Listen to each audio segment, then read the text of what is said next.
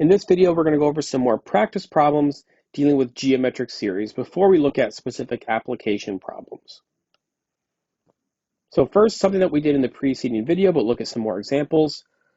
We have a bunch of series here, some finite, some infinite.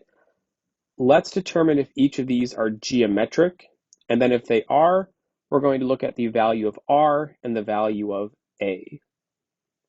So in all of these, the first thing we're going to look at is, are these geometric or not? So to do that, we need to see, are we multiplying by the same thing each time?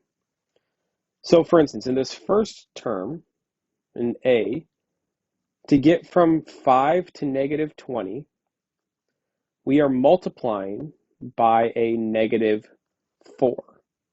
We could get that by just looking at negative 20 divided by 5 is negative 4. That's really what we're doing here. We're doing the second term by the first term. We're just seeing what value we're multiplying by. And if we go each step of the way, we can see that we are multiplying by negative 4 each time. You could verify that by looking at each term. You can look at 80 divided by negative 20 is a negative 4. Negative 320 divided by 80 is a negative 4, so on and so forth. So here, this is geometric.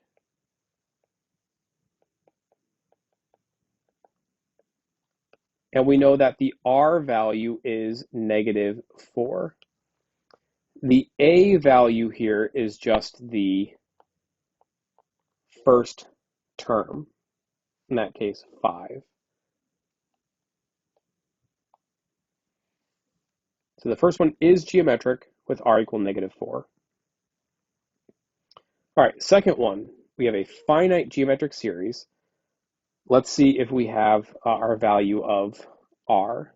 A little bit harder to kind of determine from the get-go, but we can again take the second term and divide it by the first term. That's going to be 27/16 times 64 over 81. And that's going to give us a 4 here, 3 here. That's going to give us a 4/3.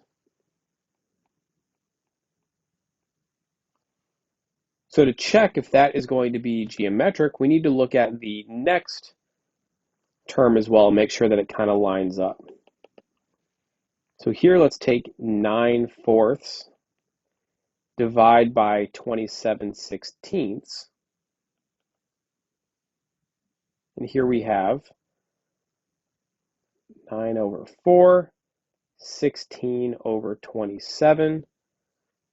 And again, we have a 4 here, 3 here, and we get a 4/3.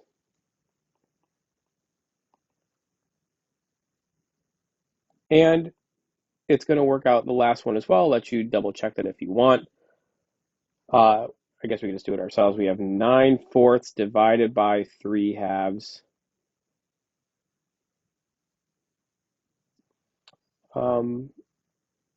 Let's do it a little more carefully, sorry. 3/2, sorry, divided by 9/4. 3/2 times 4/9. And here we have actually that we are left with a, not 2/3, but we have a, 2/3 factor. And since that's not the same, this is not geometric.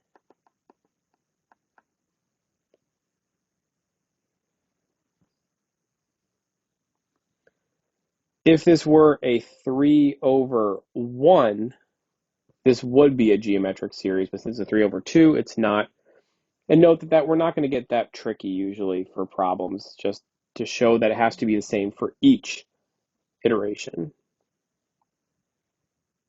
All right, next one.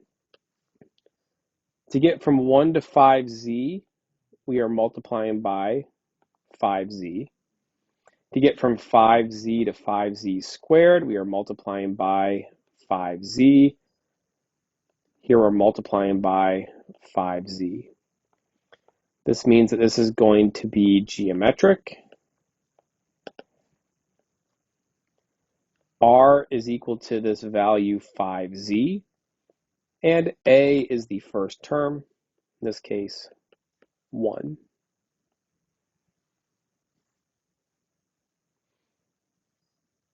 All right, so next one, to get from 1 to x, we are multiplying by x.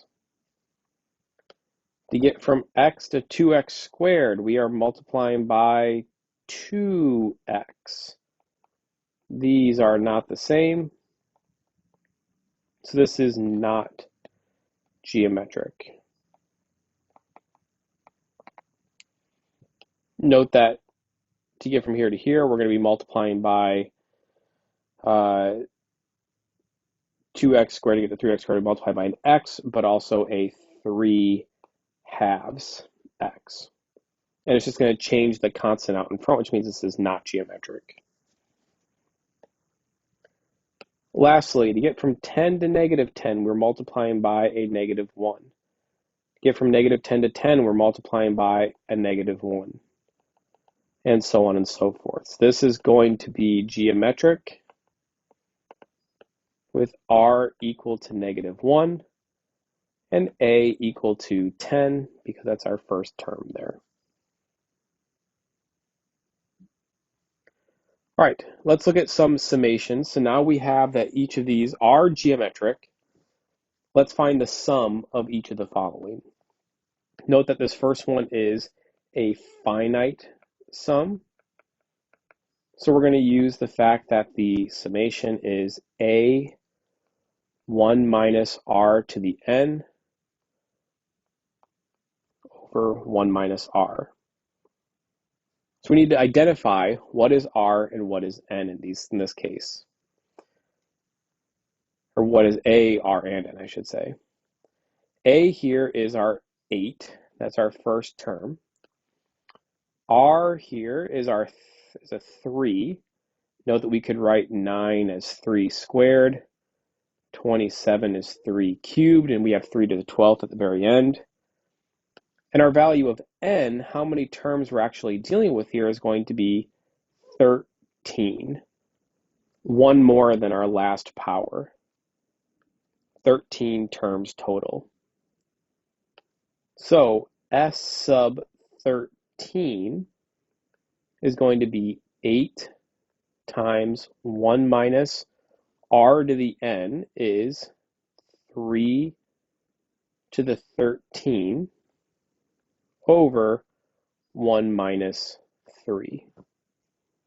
And we'll just leave it like that. We could find what value that is specifically, but that's good. I guess we could simplify this to 8, 1 minus 3 to the 13th over negative 2, which would give us a negative 4, 1 minus 3 to the 13th.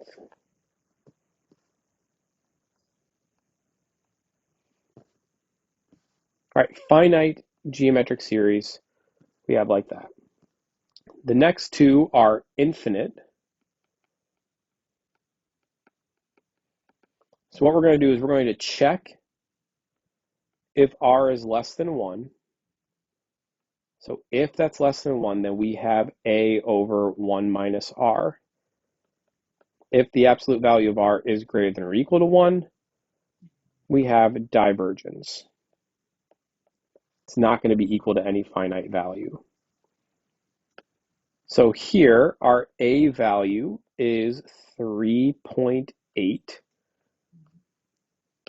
and our r value is this 0.12.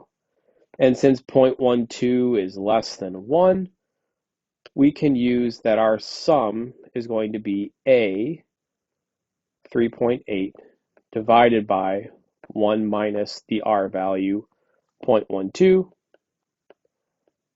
3.8 divided by 0.88. We could find that with a calculator if we wanted to. So this is a convergent infinite series because r was less than 1. The absolute value of r is less than 1. All right, last one. Again, we have infinite. All of this still holds.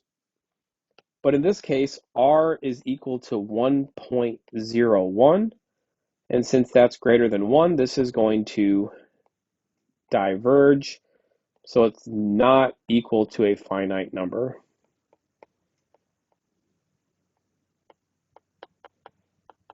In fact, this is just going to go to infinity.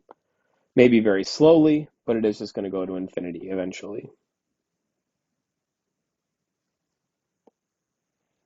In Wiley plus, the answer to a question like this is going to be NA, or not applicable, because there's not an answer to it. And it'll be clear in the instructions for Wiley plus that that's the case. All right, lastly, let's look at kind of a different sort of problem here. Our first kind of application sort of thing.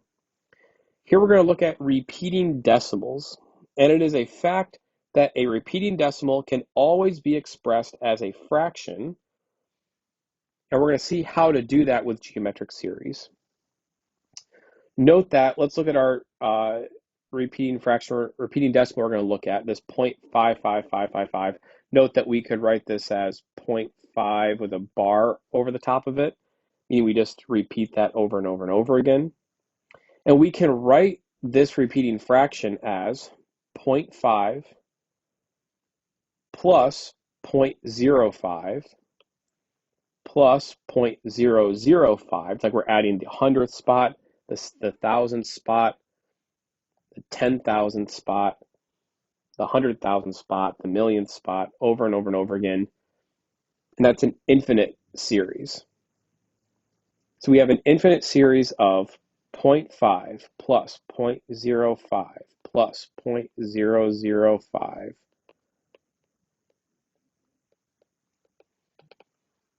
Here, this is an A value of 0.5. And the R value here is, well, let's find it out. To get from 0.5 to 0.05, we are going to be dividing by 10. To get from 0.005, from 0.05, again, we are dividing by 10. Each step of the way, we're going to be dividing by 10. We're going to go one decimal spot further. So noting that 1/10 is less than 1, we can use that this sum is going to be A over 1 minus R, in this case 0.5 over 1 minus 1/10. That is 1/2 over 1 minus 1/10 is 9/10.